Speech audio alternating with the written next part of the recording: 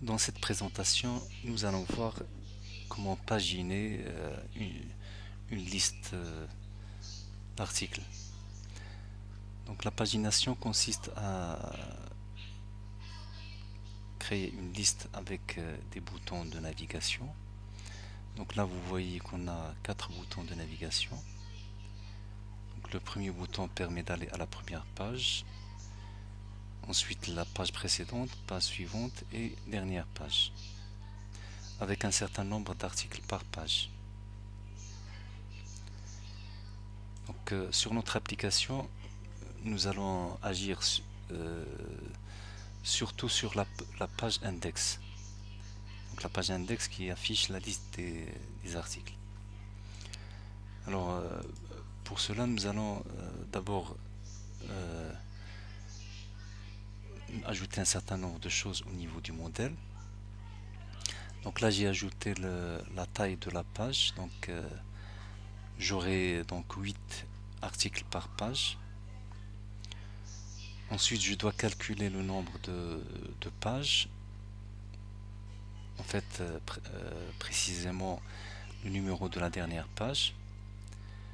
Alors, il est calculé à l'aide de cette formule. Donc, cette formule utilise bien sûr le nombre de lignes que j'ai dans la table article. Donc, c'est context.article.toList.count. C'est donc la requête select count étoile from article qui va retourner le nombre d'articles.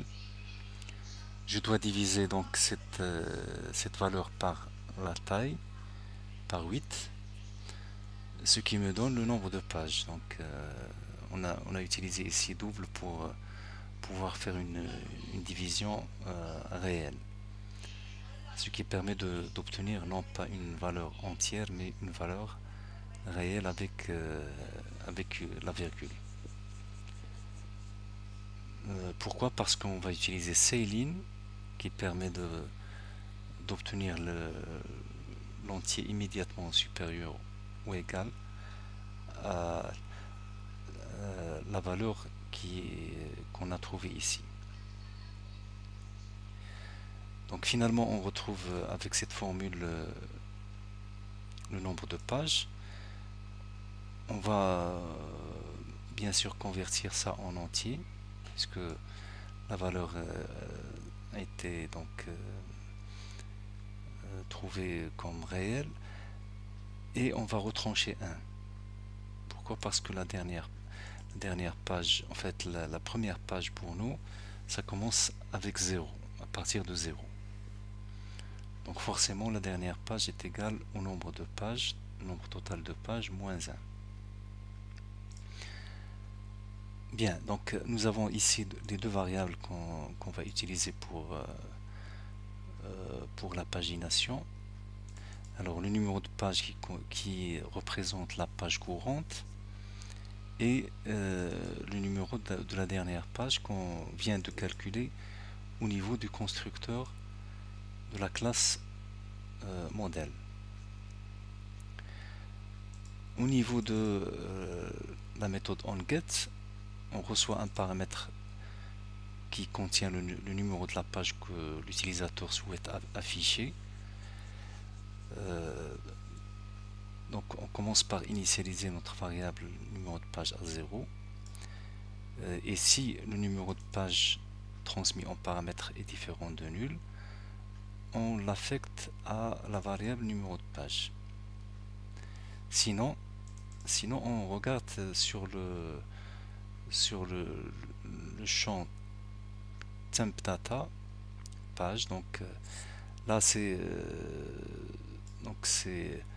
le moyen qui va nous permettre de sauvegarder la page courante dans la variable temp data, donc dans le dictionnaire temp data.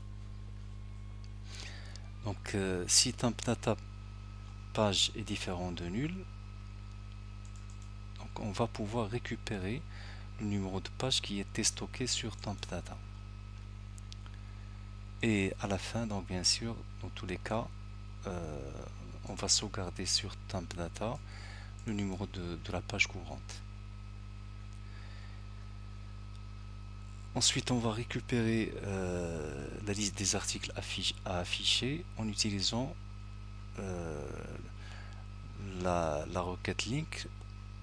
Donc article.skip, on saute le nombre d'enregistrements qui précède la page courante. Donc c'est le numéro de la page courante multiplié par la taille. Donc si c'est 0, donc ça sera 0. Sinon ça sera 8, 16, 32, etc. Ensuite on va prendre les 8 enregistrements suivants, puisque taille ici est égale à 8.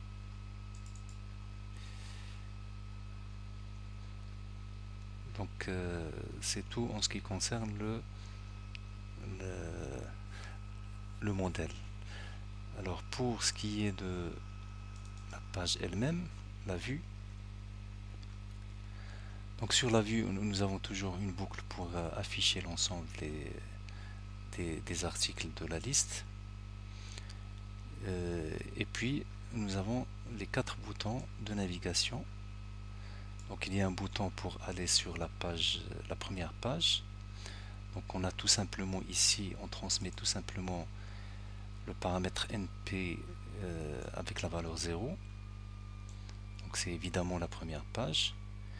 Et en ce qui concerne la dernière page, on transmet également bien sûr le paramètre np avec la valeur dernière page. Pour la page suivante, on transmet en paramètre np le numéro de la page -1. Et pour la page suivante, on transmet le numéro de la page +1. Alors, dernière chose à faire, c'est de pouvoir désactiver les boutons. Par exemple, le bouton première page et page précédente lorsqu'on est sur la première page. Également, le bouton dernière page et page suivante quand on est sur la dernière page. Donc là, nous allons utiliser deux variables, la variable précédent et la variable suivant. Donc la variable précédent va prendre la valeur disabled lorsque le numéro de la page est inférieur ou égal à 0. En revanche, donc, bien sûr, elle prendra donc une chaîne vide dans le cas contraire. Pour pour la variable suivante, elle prendra la valeur disabled lorsque le numéro de page est supérieur ou égal à la dernière page. Sinon, elle prendra une valeur, bien une chaîne vide. Donc, on a ajouté ici ces variables pour pouvoir les